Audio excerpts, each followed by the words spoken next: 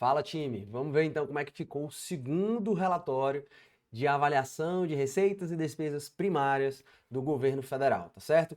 Esse vídeo aqui eu vou assumir que você já está por dentro ali dos conceitos de bloqueio, contingenciamento e receita e despesa primária, tá certo? Se você tem alguma dúvida, tá? Volta aqui no vídeo anterior, no vídeo sobre o primeiro bimestre, né? Sobre o relatório do primeiro bimestre, que lá eu vou explicar bem tranquilo, tintim por tintim, cada um desses assuntos aí, tá certo?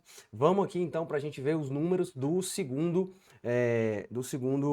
bimestre, tá certo?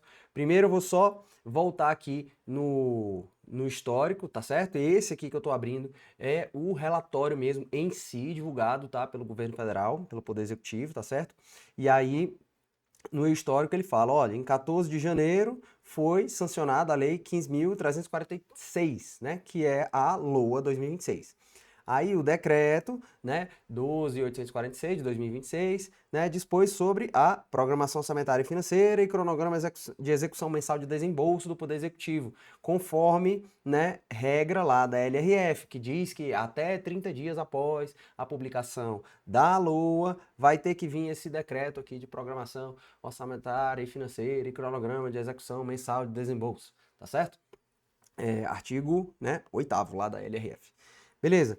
Agora ele vai entrar aqui nos números do primeiro bimestre. Olha só, fim do primeiro bimestre, foram revisadas, deixa eu aumentar aqui para você ver melhor, foram revisadas as projeções de receitas, porque conforme eu explico lá no outro vídeo também, esse relatório aqui, ele é um relatório de projeções, ele vai atualizando as projeções. Aqui, depois de 2 meses do ano, a nossa projeção para a receita é essa.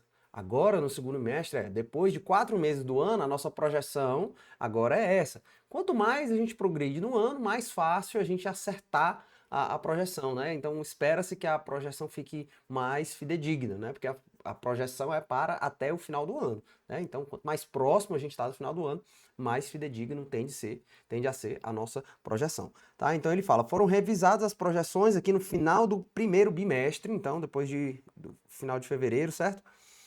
Revisadas as projeções de receitas e despesas primárias, que esse relatório aqui, né, é de receita e despesa primária, com base em dados realizados até o mês de fevereiro e parâmetros macroeconômicos, calculando-se um superávit de 3,5 milhões, ou seja, 3,5 bilhões, tá certo? Sempre que você vê assim, né, uma casa aqui de milhar e depois falar milhões, aí você vai entender que é 3,5 bi, tá bom?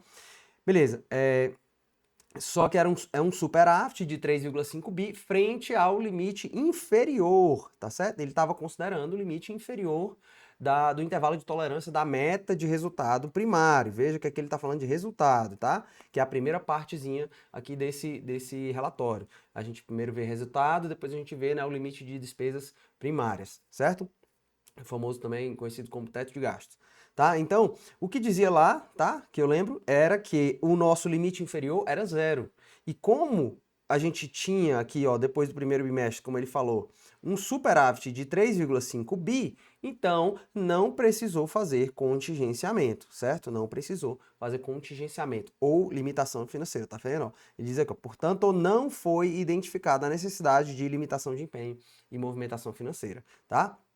Agora, a segunda parte em que ele vai falar, né, do teto de gastos de despesas primárias. Ele fala assim, ó, quanto aos limites de despesas primárias da LC 200, o supracitado relatório verificou um aumento de despesas submetidas aos limites individualizados, identificando a necessidade de bloqueio de 1,594 milhões, ou seja, 1,5 bilhões, tá? Aproximadamente aí 1,6 bilhões de quê? De bloqueio. Bloqueio não é contingenciamento, não é limitação, é de bloqueio que a gente chama, tá? Quando eu estou falando então de limite de despesas primárias, tá?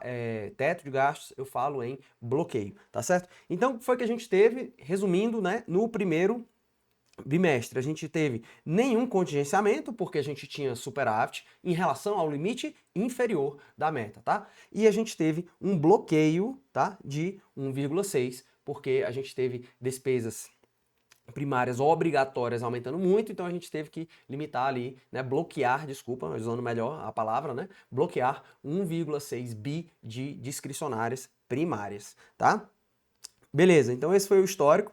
Vamos voltar então aqui para o sumário executivo aqui desse relatório, tá? Para entender melhor então o que aconteceu nesse segundo bimestre agora, tá certo? Aí ele fala a mesma redaçãozinha, ó, findo o segundo bimestre, antes era o primeiro, né? Agora findo o segundo bimestre, em cumprimento ao artigo 9º da LRF e ao artigo 73 da LDO, foram reavaliadas as estimativas de receitas e despesas primárias do governo central, observando a arrecadação. As atuais projeções das receitas primárias federais previstas no ano corrente, teve uma ampliação de 20,507 milhões, ou seja, 20,5 bilhões. Então o que ele está falando aqui? Ó? Receita aumentou, tá? Então, pô, receita aumentou bem, beleza, tarará. Aí ele vai destrinchando aqui, olha. A receita administrada pela Receita Federal do Brasil, líquida de investimentos e papapá, apresentou um aumento de 19,5 bi, né? Em relação à avaliação do primeiro bimestre. Aí teve aqui, ó, ele vai destrinchando, esses acréscimos foram parcialmente compensados com reduções nas estimativas dessas contribuições aqui, do PIS/PASEP, do IPI, tá?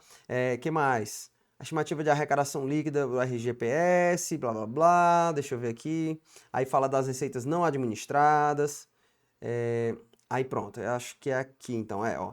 Diante da combinação de todos os fatores acima descritos e considerando o incremento nas projeções da transferência e repartição, na ótica financeira e tal, pronto. Resultado, ó. A presente avaliação demonstra um aumento na projeção da receita líquida no valor de 4,4 bi, tá? Então, beleza, a nossa receita aumentou. Vamos ver como é que ficou então a parte das despesas para a gente ver se teve, né, se há necessidade de contingenciamento ou limitação de empenho e movimentação financeira. Aí ele vai, as projeções das despesas primárias na ótica financeira apresentaram um acréscimo líquido de tal. Os principais acréscimos foram tais, ó. Em contrapartida, destacam-se decréscimos nas estimativas das despesas discricionárias do Poder Executivo não sujeitas aos limites, né? Além das despesas discricionárias sujeitas aos limites, né? Blá, blá, blá, em relação ao primeiro bimestre de tanto, ó, necessário para cumprir. A meta de resultado primário prevista no artigo 2 da LDO é de 34,2 bilhões, certo? Então, esse aqui é o centro da meta, tá? Centro. E o limite inferior, como eu falei para você, era 0, tá? Guarda aí. Aí ele fala aqui que não está sendo computados, um monte de dedução, tá certo? Já eu explico melhor aqui para vocês. Deixa eu pegar aqui a tabela, então. Pronto. Na tabela aqui, ó, explicando aqui para vocês. A nossa receita, como eu mostrei para vocês, ó, a receita primária total em relação ao primeiro bimestre aumentou 20,5 bi. Show pela parte da receita, tá? As despesas primárias aumentou também, tá certo? Aumentaram também. Beleza. De forma que o nosso resultado primário, né, tá sendo aqui aí aqui não, deixa eu mostrar. Aí de forma que o nosso resultado primário tá sendo esse aqui, ó, menos 60 bi. Aí você pensa, porra, professor, o centro da meta lá é 34 bi. O limite inferior é 0 bi. E a gente está aqui em menos 60 bi. A gente está muito longe do limite inferior. A gente está menos 60 do limite inferior. Como é óbvio que vai ter que ter um contingenciamento, né? Não tão rápido, tá certo? Porque há ainda as deduções, sabe? Ali, despesas que poderiam entrar no cálculo da apuração lá do resultado primário, mas não estão entrando por algum motivo, tá? Grande parte delas, qual é? Precatórios, tá? Vindo lá da emenda constitucional 136, tá? De 2025, a emenda? Não sei se está aqui, mas enfim, a emenda constitucional 136, que fala que em 2026 os precatórios não vão entrar, tá, na apuração, né, no cálculo ali, na apuração do resultado primário, tá certo? Só isso aí, ele fala aqui, ó, por isso que eu voltei aqui, ó.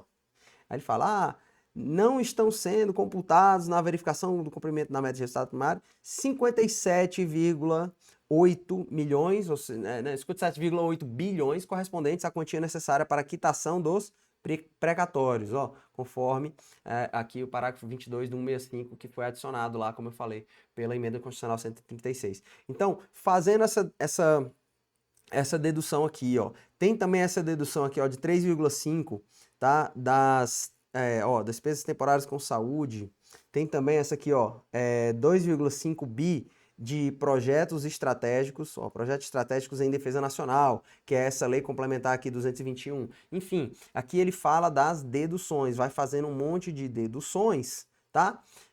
E aí, de forma que, por isso que a gente tem essa linha aqui, ó, tá vendo, ó? Dedução emenda constitucional 136, a DPF, Lei Complementar 221 e 223, tá? Então, deduções foi quanto? 64 bi de deduções.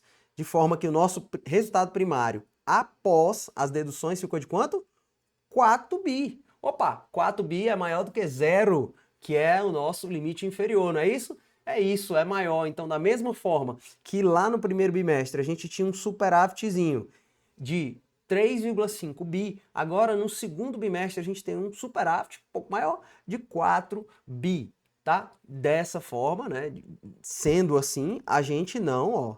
Portanto, considerando a adoção do limite inferior, então né, ele está considerando é a nossa base, tá certo? É como se ele não tivesse perseguindo ali, ele não está considerando o centro da meta para fazer limitação de empenho e movimentação financeira, como se não estivesse perseguindo esse centro da meta, tá? É como, pelo menos não, perseguindo não seria uma palavra, seria já uma palavra forte, mas assim, é como se ele está considerando que, assim, ó, fazendo o limite inferior, tá beleza. Por quê? Por que ele considera isso? Porque a Lei Complementar 200 fala que se você cumprir o limite inferior, então o resultado alcançado, né, a meta vai ser considerada cumprida, tá certo? Então, ele fala, por isso que ele fala, considerando a adoção do limite inferior do intervalo de tolerância da meta de resultado primário para a apuração da necessidade de limitação de empenho e movimentação financeira, conforme previsto no artigo 73 da LDO, e considerando também o abatimento, né, equivalente ao valor de 64 bi, todas aquelas deduções que a gente mostrou, tá, para fins de verificação do cumprimento de meta, as projeções indicam que não há necessidade de limitação de empenho e movimentação financeira, conforme demonstrado, aí ele joga o quadro aqui, tá certo? Então, não há necessidade de limitação de empenho e movimentação financeira, considerando o limite inferior e considerando as deduções, tá? Porque se não fosse isso, por exemplo, se fosse considerando o centro da meta ali, né? Como o centro da meta é uns 34 e a gente teve 4, aqui a gente está em 4, certo? Aí faria uma limitação de empenho de cerca de 30, tá? Mas, como a gente está aqui considerando o limite inferior, beleza, não vai ter limitação de empenho e movimentação financeira. Beleza, essa foi a primeira parte do relatório. A segunda parte, vamos ver como é que ficou então o teto de gastos, o limite de despesas primárias, tá, da União. Beleza, por isso que ele fala aqui, ó. Quanto aos limites de despesas primárias da LC complementar, da Lei Complementar 200, né, apurou-se um aumento nas despesas a eles submetidas, as quais excederam o limite em 23,6 bi, tá? Que resulta na necessidade de bloqueio adicional em relação à avaliação do primeiro bimestre, no valor de 22 bi, tá certo? O que ele está falando? Lembra lá que a gente disse que no primeiro bimestre a gente já tinha bloqueado 1,6 bi, aí agora a gente vai precisar de mais bloqueio, um bloqueio adicional no valor de 22, né, bi, por quê? Porque do jeito que está, a gente está 23,6 bi acima do limite, tá? Aí ele demonstra isso aqui lá num quadro que eu mostro daqui a pouco. Aí ele fala, o aumento na estimativa das despesas primárias submetidas aos limites resulta principalmente do aumento da projeção de benefícios previdenciários, tá? São despesas aqui obrigatórias, tá? e benefícios de prestação continuada, tá? Então veja que a gente aumentou a projeção de despesas primárias obrigatórias, aumentou muito, e os dois itens que mais aumentaram foram esses dois aqui, benefícios previdenciários e benefícios de prestação continuada, aumentaram 11 bi e 14 bi, tá? E aí por conta disso, a gente vai ter que tirar a despesa. Quais que a gente pode tirar? A gente não pode tirar as obrigatórias, né? A gente vai tirar, então, as discricionárias. Então, a gente vai fazer aqui um bloqueio, tá certo? Aí um detalhe importante, ele fala aqui no item 13, né? Ele fala, ó, conforme ressaltado na avaliação anterior, não haverá ampliação do limite do Poder Executivo em 2026, conforme possibilidade prevista no parágrafo 1º do artigo 4º da Lei Complementar 200, tá? Tendo em vista que o quê? Que o IPCA acumulado no ano de 2025 foi inferior à variação acumulada do IPCA entre julho de 24 e junho de 25. Porque se tivesse sido superior, então o limite do Poder Executivo poderia ser revisado, tá certo? Porque é como se tivesse assim, eu tivesse utilizado para fazer a LOA de 26, eu utilizei, foi utilizado esse aqui, ó, esse aqui, de julho de 24 até junho de 25. Mas agora que 26 já começou e 25 terminou, eu posso olhar para o índice de 25 e pensar, poxa, esse índice de 25 está superior e está mais fidedigno porque mais tempo passou. Esse aqui vai até junho de 25. Esse aqui até o final de 2025, dezembro de 25. Então esse aqui está mais fidedigno do ano de 25, está mais fidedigno da minha realidade. Então se esse IPCA aqui tivesse sido maior, tá? Então eu poderia revisar o limite, poderia aumentar um pouco o limite do Poder Executivo. Mas o que foi que aconteceu? Esse IPCA foi inferior. Então eu não vou poder ampliar esse limite. Tá? O Poder Executivo não vai poder usar essa cartada, tá certo? Para os poderes legislativo, judiciário, MPU e DPU, as projeções correspondem aos seus respectivos limites, só mantendo ali, tal, e por aí vai, tá? Então é isso, pessoal. Deixa eu ver aqui, tem um quadrinho aqui que detalha, tá? Eu sei que é na página 37, vamos por aqui. Pronto. Esse aqui é o quadrinho do bloqueio, tá certo? Esse aqui tá um pouco pequeno aqui, ó, mas você pode ver assim, ó, aqui, ó, despesas sujeitas ao limite, tá certo? Como ele falou aqui, ó, benefícios previdenciários, ó, aumentaram, né, em 11 bi, e aqui benefícios de prestação continuada, aumentaram 14 bi, tá? No final das contas, olha só, a gente tá, aqui aqui a avaliação, ó, na avaliação do segundo bimestre, olhando para essa coluna aqui, ó, tá certo? Ó, a gente está 23 bi acima do limite, tá? A gente estava no primeiro bi, a gente estava 1,6, tá? Agora a gente está, né, 23 acima, tá? A variação foi de quanto? Foi de 22, tá certo? Então, esse aqui vai ser o bloqueio adicional para a gente ficar, então, no limite, dentro do limite, tá? De teto de gastos, tá certo? Por último, outra coisinha que eu gostaria de mostrar para vocês é esse aqui, tá? Um documento elaborado pela minha queridíssima e onde eu trabalho, tá? Consultoria de Orçamentos, Fiscalização e Controle, CONOF, lá do Senado Federal, tá? A Consultoria de Orçamentos do Senado Federal. Sempre a gente faz uma nota informativa, tá? Sobre o RAR-DP, tá certo? E a gente está fazendo aqui sobre o segundo bimestre. É um documento bem mais enxuto do que aquele elaborado pelo governo, trazendo então ali um sumário executivo. O relatório do governo também traz um sumário, mas aqui a gente traz um outro que a gente entende, né? Onde a gente vai pensando ali o que a gente tem de ser as principais informações, sobretudo aquelas mais importantes do ponto de vista do Poder Legislativo, né? Que é onde a gente trabalha, tá certo? Não só isso, mas também isso, tá bom?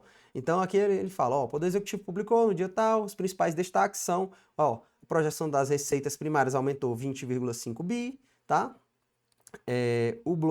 Cadê? As projeções das despesas primárias aumentaram 4,9. O bloqueio total de despesas foi elevado para 23, tá? Elevação de 22,1 bi em relação ao anterior. Foi o bloqueio adicional, certo? E aí, como eu disse, como a gente faz um pouquinho assim, aqui para o Poder Legislativo, então olha só, do total ser bloqueado, 5 bi recaem proporcionalmente sobre emendas parlamentares.